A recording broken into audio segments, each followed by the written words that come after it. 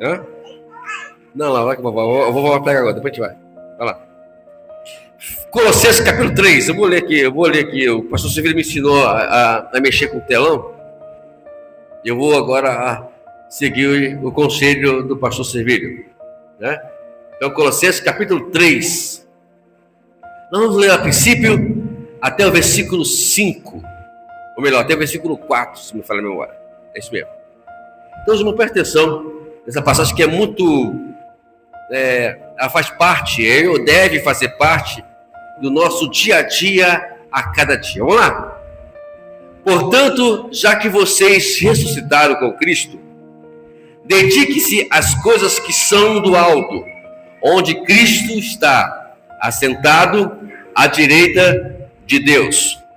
Pense nas coisas do alto e não nas coisas da terra, pois vocês morreram e a vida de vocês está escondida com Cristo em Deus. Em versículo 4.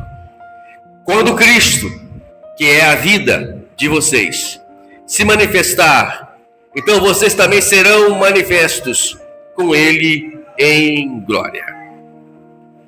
É uma passagem que, particularmente, ela faz parte da minha vida, mas muitos anos atrás, ela fez uma revolução dentro de mim. Pensa que não. As pequenas coisas que você lê na palavra, ela impulsiona você. Ela move você quando é lida de uma forma onde venha ter a revelação de Deus. Deus sempre quer se revelar intermédio da sua escritura a nós. Então, quando se fala em revelação, percebe nisso. A escritura sagrada, ela é o meio mais indicado para poder Deus se revelar a nós. O verbo se fez carne. O verbo está habitando, o verbo está habitando no nosso meio. A presença de Deus, na verdade, na nossa vida tem um significado tão maior do que você, talvez nós imaginamos. Às vezes nós achamos que a presença de Deus é apenas uma forma que tem que acontecer algumas coisas para eu ver, né? Mas se fosse assim, nós não estaríamos vivendo com Jesus pela fé. A fé é algo que nós não vemos, mas a certeza de algo que aguardamos e esperamos acontecer. Ou que até mesmo já está acontecendo. E aqui, na Bíblia, Deus sempre se revela a nós, não de forma aparente, mas de forma fé. Aquilo que você não vê, é justamente isso que Deus quer que você creia. O apóstolo Paulo fala em 2 Coríntios capítulo 5, versículo 7. Não andamos por vista, mas andamos por fé. A fé, ela é o pulmão do crente. Onde o pulmão é o ar, onde nós respiramos. Nós, seres humanos, não podemos viver sem o ar, né? Só ficamos sufocados, né? Esses dias mesmo, essa semana passada, eu peguei uma virose braba aí juntou junto com a alergia, né? Vinha da viagem, aí acabou com a alergia, e no final das contas que, né, a gente sente, quando perde o ar, né, a gente sabe a dificuldade que nós temos para falar, para respirar. Então a mesma coisa é a fé. Quando nós não cremos em Deus como devemos crer, nós não respiramos Deus. Respirar Deus é crer no teu poder. Se você for ler lá atrás, né, desde Abraão, você vai ver que o que impulsionou Abraão seguir foi a fé. O que impulsionou Moisés seguir com aquele povo rebelde de Israel foi a fé. O que impulsionou Davi enfrentar o gigante foi a fé. E assim por diante, tudo que nos lembra a vitória sempre tem que ter a fé. É tanto que o autor dos Hebreus, capítulo 11, verso 6, ele fala o quê? Que sem fé é impossível nós agradarmos a Deus. Aí ele acrescenta: todo aquele que diz que crê nele né? Tem que estar próximo dele, tem que crer que ele existe e que ele é o recompensador de nós. Aí muitos dizem, nós às vezes temos essa maneira de dizer assim: eu estou com Deus. Você já disse já? Eu estou com Deus. Mas quando vem a adversidade, como é que qual é a sua posição, a sua atitude, quando você depara com o nada? Às vezes, nós deixamos levar um pouquinho essa falta de fé. Nos desesperamos, nos escabelamos, e às vezes dizemos que está tudo perdido. Isso já mostra uma atitude de falta de fé. Vejamos como é que fez aqueles homens. Todos eles da Bíblia, que mencionei aqui agora, imagine só, ficar 13 anos, como ficou José. Ele ficou 13 anos ali, perambulando, entre a sua venda aos ismaelitas, a sua ida para o Egito, ali como escravo de Potifar. E o que impulsionava José a viver? Era a fé. Aquele que acreditava que Deus é. E se nós acreditarmos quem realmente é Deus, isso não de forma teológica. Essa semana mesmo eu estava ensinando lá, eu ainda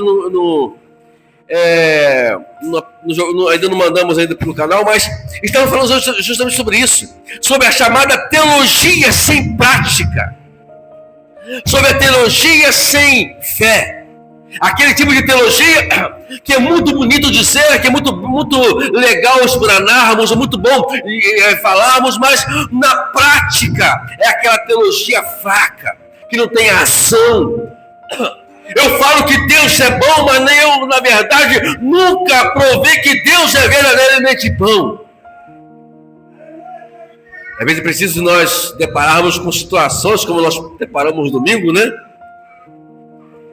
Para podermos ter certeza que Deus está ativo, bem ativo na nossa vida. A promessa bíblica que ele deixou é: estarei convosco até a consumação do século. Deus está conosco até a consumação do século. Quando nós colocamos Deus à prova, Deus já mostra para a gente. Esse dia eu coloquei Deus à prova. Coloquei. Não perdi tempo. E Deus me provou algo muito grande. Provou o quanto Ele é misericordioso e como a graça dEle ainda está sobre as nossas vidas. E assim vai continuamente. Aí você vai lá no versículo, pode ver o versículo 1, pastor? Aí quando Paulo, ele começa a descrição dele aqui. A questão que, já que vocês ressuscitaram, isto é, já que vocês dizem que estão vivos, já que vocês dizem que vocês são crentes, já que vocês dizem que vocês estão aí na igreja louvando, adorando o Senhor, e são adoradores, então vamos fazer o seguinte: vamos nos dedicar, ou vamos pensar nas coisas que são do céu, que são do alto. Como é que faz isso? Como é que nós vamos mover isso no nosso dia a dia? Como é que vai ser essas coisas? Como é que eu vou pensar? Tudo que vem em volta de você é pensar nas coisas do alto. É pensar aonde Cristo está assentado nesse momento. Quer dizer o seguinte: que se Ele está assentado lá, a certeza Ele tem o controle da minha e da sua vida. Então pensa nele. As coisas estão, às vezes eu falo isso muito para minha esposa, às vezes eu brinco com ela. Porque assim, por que está acontecendo isso? Ei, na verdade você nem era nem para falar isso. Era apenas para podermos ficar quietos e saber que a nossa família, ou sobre a nossa família, tem uma mão poderosa chamada a mão do nosso Deus soberano, o Criador dos céus e da terra. Nada pode impedir a ação de Deus Essa é a certeza que eu tenho que ter continuamente. E Paulo está dizendo: se vocês realmente ressuscitaram com Cristo, então vamos pensar, vamos dedicar as coisas do alto, vamos viver as coisas do céu, continuamente. É no trabalho, é na escola, onde formos, aonde estivermos. O Salmo 23, no último versículo, versículo 6, fala que a bondade e a misericórdia do Senhor nos acompanharão para onde quer que formos.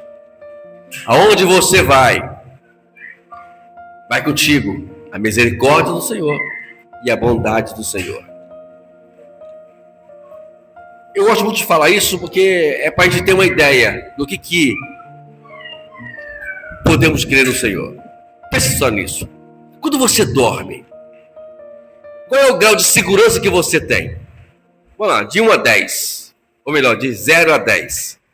Qual nota você podia dar do nível de segurança que você tem quando você dorme, você está dormindo? Você tem alguma segurança? Tem, irmãos? Tem segurança? Não tem. Eu colocaria 0 para mim. Qual é a nota que você dá, pastor, dessa segurança quando você está dormindo? 0. Nenhuma segurança nós temos. Mas o nosso Deus não dorme. Sempre está preciso 24 horas olhando por nós, zelando por nós. Então, se eu estou com Cristo, eu disse que estou com Jesus, então eu vou agora pensar nas coisas que estão de cima, porque Jesus está lá. Aqui a questão trono, a direita de Deus, quer dizer, Ele está no governo, Ele está no controle, Ele tem o domínio, Ele tem o controle de todas as nossas vidas. O que simplesmente precisamos fazer é simplesmente crer no Senhor, crer nele continuamente. Talvez você está aqui hoje pensando que talvez essa palavra não tenha efeito hoje para você, mas pode ter certeza que amanhã poderá ter efeito. E você vai lembrar do que eu falei para você aqui hoje à noite. O versículo 2. Aí Paulo continua. Vamos nós que os seus pensamentos sejam somente das coisas do céu e não da terra. Tudo que está nesse mundo, nada pode nos ajudar. Nada. Eu falo tudo. Seja qualquer ciência. Pode ser qualquer ciência. Nada pode nos ajudar. Na hora do momento mais crítico, onde somente Deus pode entrar. Eu falo isso porque às vezes as pessoas, antes de recorrer a Deus, estão recorrendo à ciência. Esquece de Deus. Ele tem o poder de fazer curas milagrosas na nossa vida. O milagre. Ele tem o poder de restaurar muitas coisas na nossa vida. Eu não estou falando isso apenas por falar. Eu estou falando isso porque nós vivemos isso continuamente. O milagre de Deus contínuo. O milagre de Deus não é somente alguém ser curado de câncer, outras doenças irremediáveis. Não.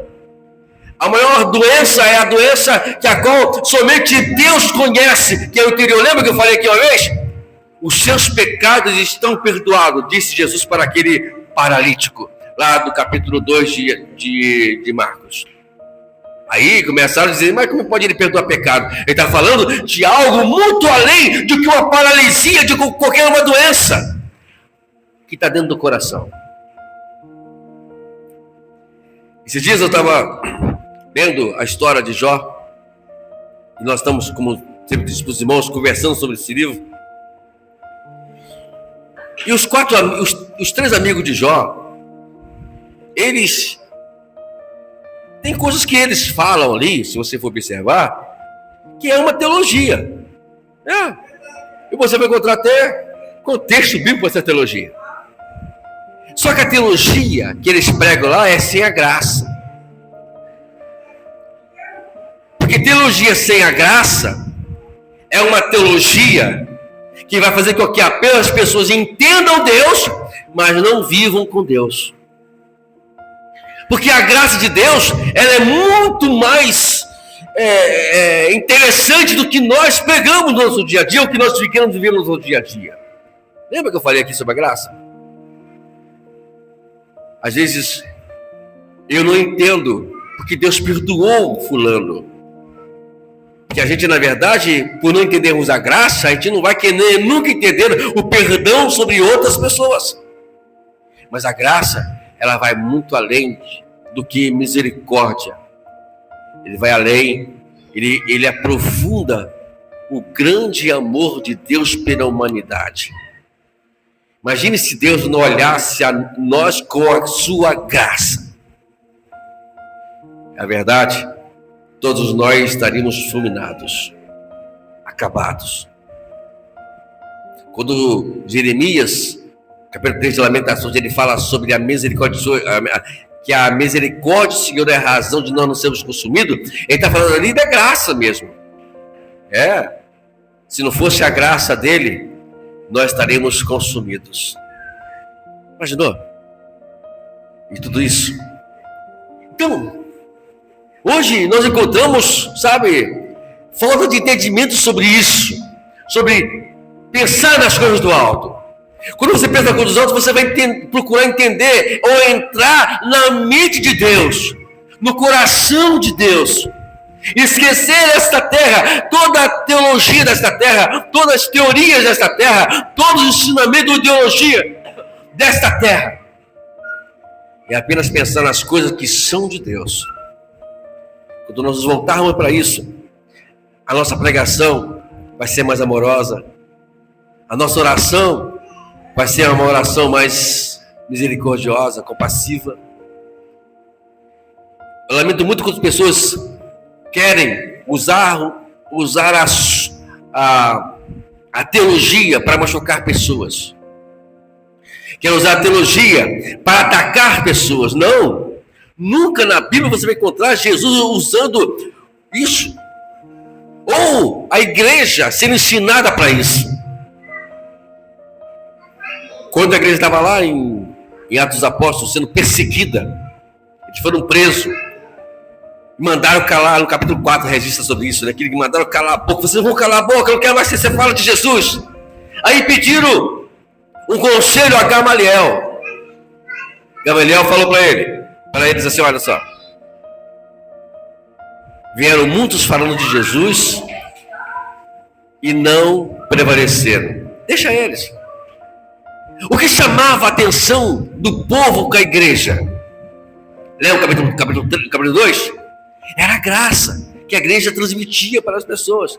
A graça não julga. Se entrasse aqui pessoas que vivem no submundo da vida, ou se você olhar alguém nesse submundo da vida, você tem que olhar para ela com graça.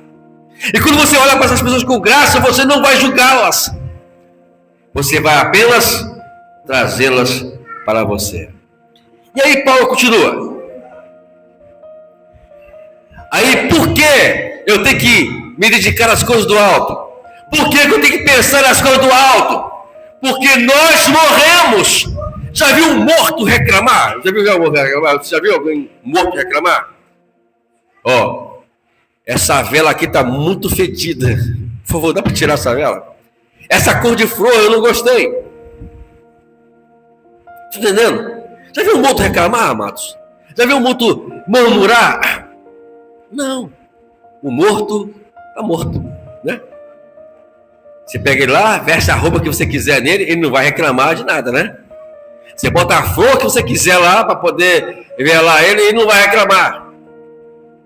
Eu não vou dizer que seja isso literalmente, mas eu quero dizer que seja isso espiritualmente. Se você morreu, você agora está com Cristo. Nós não vamos mais reclamar, porque a nossa vida agora está escondida em Cristo, em Deus. Agora eu não, como diz Paulo em Gálatas 2:20, não vivo mais eu, mas Cristo vive em mim. E a vida que eu vivo pela carne, vivo pela fé do Filho de Deus. Hoje a minha vida é pela fé. Eu não ando mais por mim. as minhas razões, as minhas filosofias, aquilo que eu acho que é certo, isso vai jogar por terra, isso não tem mais validade, e não pode ter mais validade nessa terra. Sabe por quê, amados? Porque nós morremos. O morto tem razão? Não. Então nós não vamos ter razão. Porque a nossa vida está escondida com Cristo.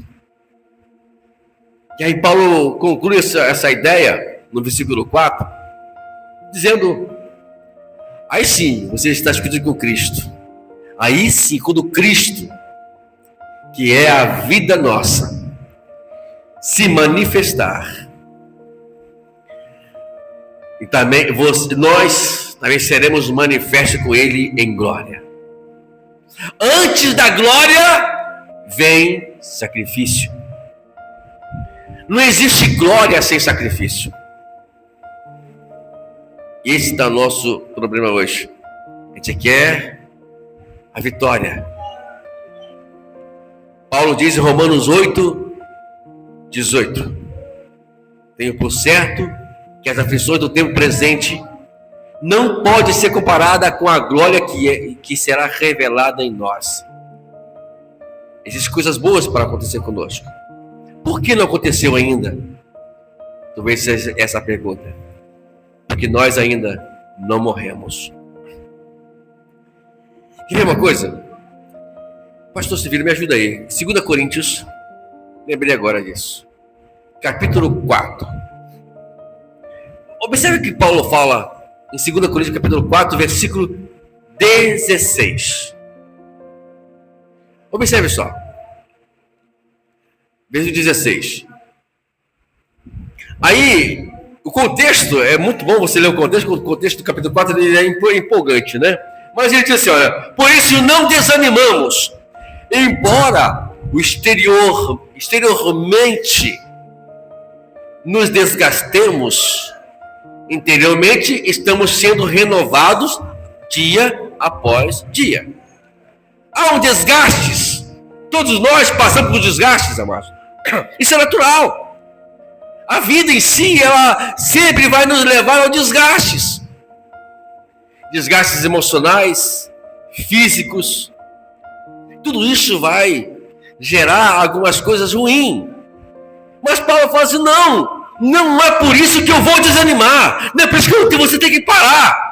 Porque dentro de você existe algo muito melhor do que esse desgaste, que é Deus dentro de você. Deus está renovando você a cada dia. Eu me lembro, há mais de 30 anos atrás, precisamente 33 anos atrás. Tem bastante tempo. O Silvio não era nascido ainda. Eu estava caminhando na rua. Sabe, esse versículo ele é a chave da minha vida. Minha mente estava conturbada, meu coração amargo, eu estava todo arrebentado emocionalmente.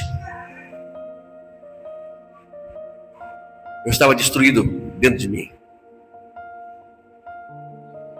E aí o diabo, como sagaz que ele é, ele entrou dentro de mim. Olha só o perigo que está, a gente não está sempre vulnerável, né?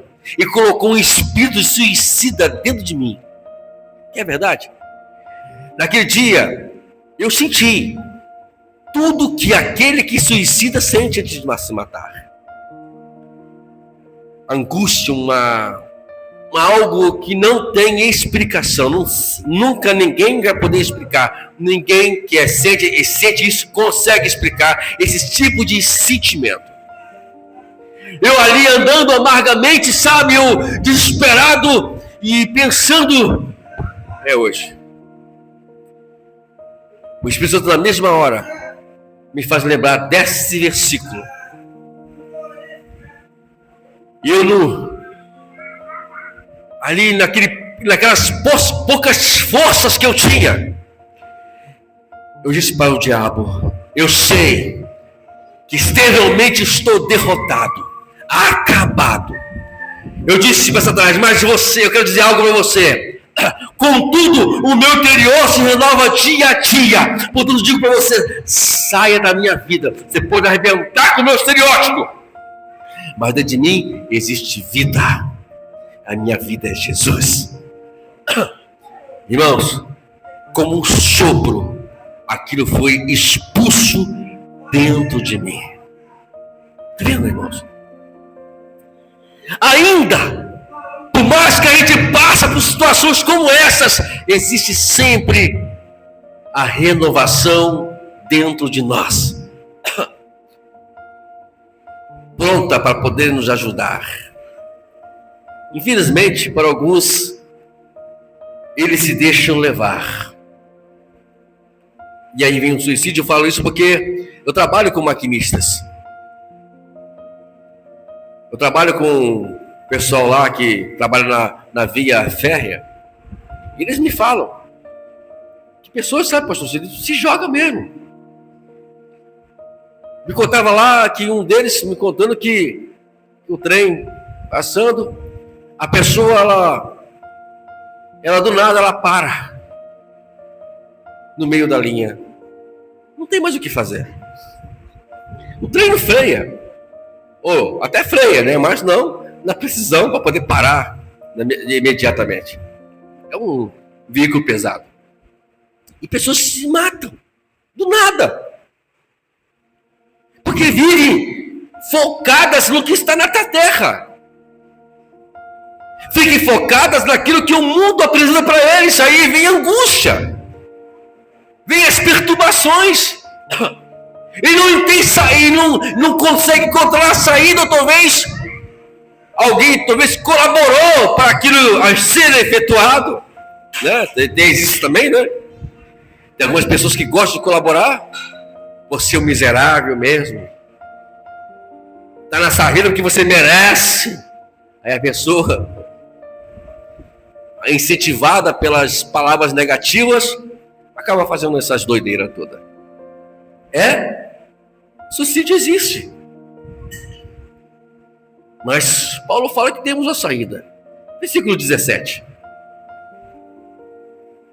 Aí Paulo nos fala por que existe renovação dentro de nós. Porque os nossos sofrimentos leves e momentâneos produzem para nós uma glória eterna que pesa mais do que todos esses sofrimentos que passamos.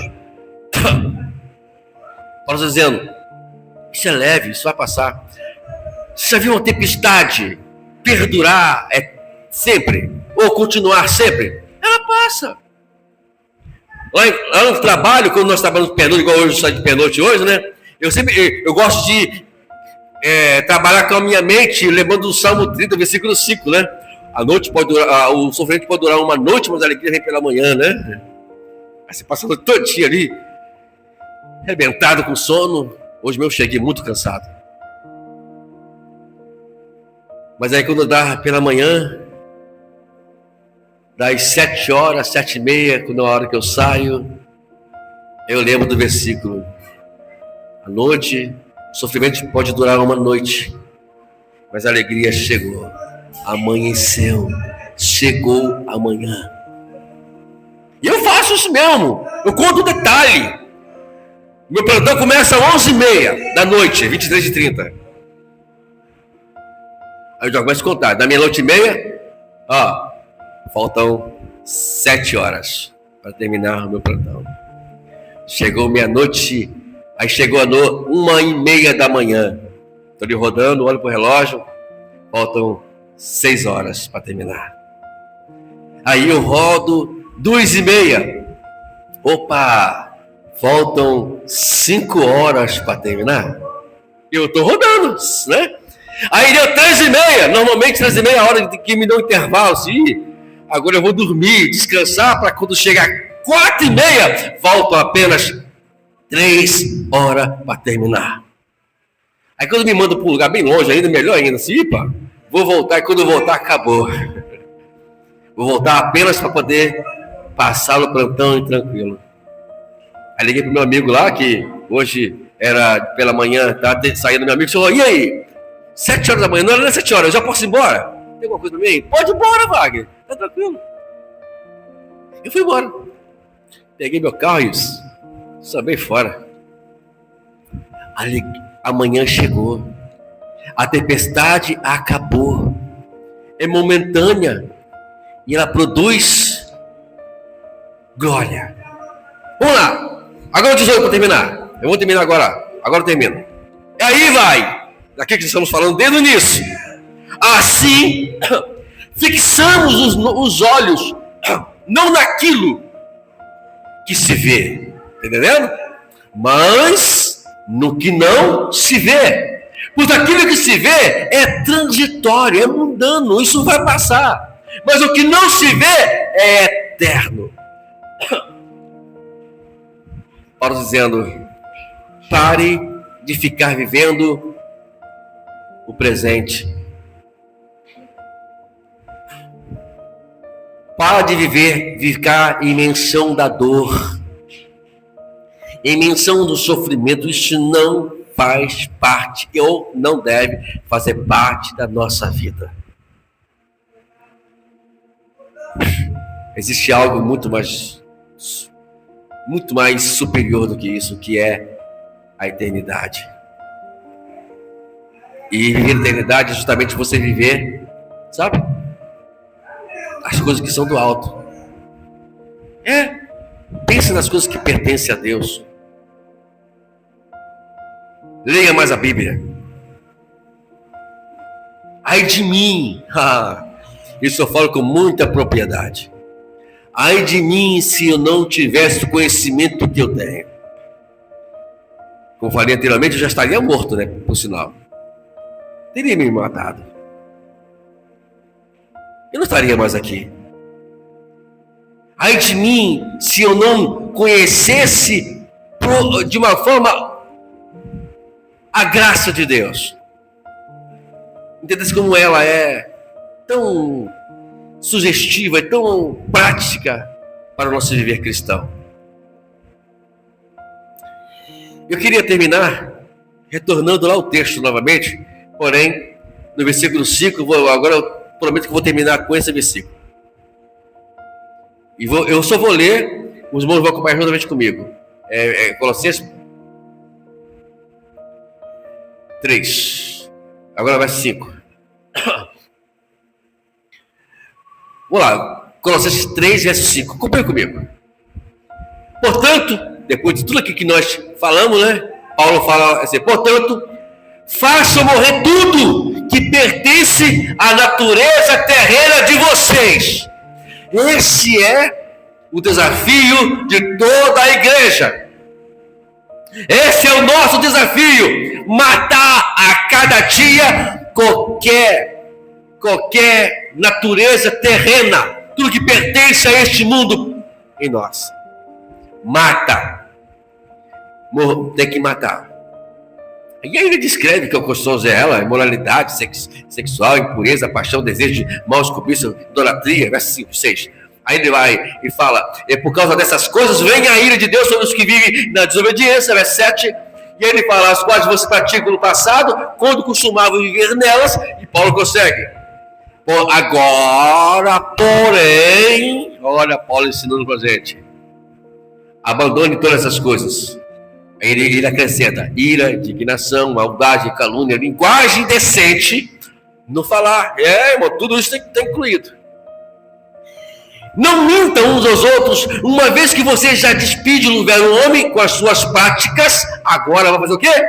Vão nos vestir de um novo homem, a qual está sendo renovado em conhecimento, a imagem do seu Criador.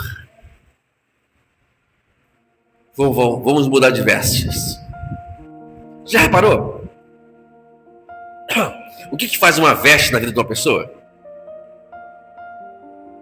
Como é que ela muda, né? Tudo. Ela muda tudo. A pessoa mal vestida é uma pessoa bem vestida. Viu aqueles reality show que falam lá na televisão que as pessoas mudam a pessoa de uma a fisionomia da pessoa? Já viu já? Como não é? A pessoa era misericórdia, acabadona, né? Toda arrebentada, feia demais. E uma mudança de roupa, na pintura, no cabelo. Veja que a pessoa, ela é bonita. Nós somos lindos. O que está faltando em nós é Cristo se manifestar inteiramente em nossas vidas. Vamos nós nos vestir de um novo homem. Vamos, como ensina Paulo, renovado em conhecimento à imagem do seu Criador. O que prevalece não é o que as pessoas falam. Agora, dentro do carro, o meu neto me perguntou sobre isso. Alguma coisa sobre isso. Não, só meu neto inteligente mesmo, viu, pastor Silvio? Meu neto está querendo conhecer Deus. E ele falou sobre a diferença, o que é a diferença entre católico e evangélico. Olha, a diferença é que tem que seguir Jesus, né? A diferença é que, porque na verdade, se você for fazer que católico é pior do que evangélico, ou de evangélico é pior do que católico, nós estaremos aqui. Concorda comigo, pastor? Até um pouco ser exagerado, né? Porque às vezes vê mais católico sendo crente do que crente sendo crente, né? Na verdade, o que muda é conhecermos Jesus e vivermos com Jesus. A imagem do Criador. É isso que é a diferença, não é a religião ou a denominação, ou o que for. Não é isso que vai mudar. O que muda é quando nós queremos conhecer ou viver como o nosso Criador quer que vivemos. O que prevalece é isso. Por isso, eu particularmente não prego denominação. A minha igreja é melhor.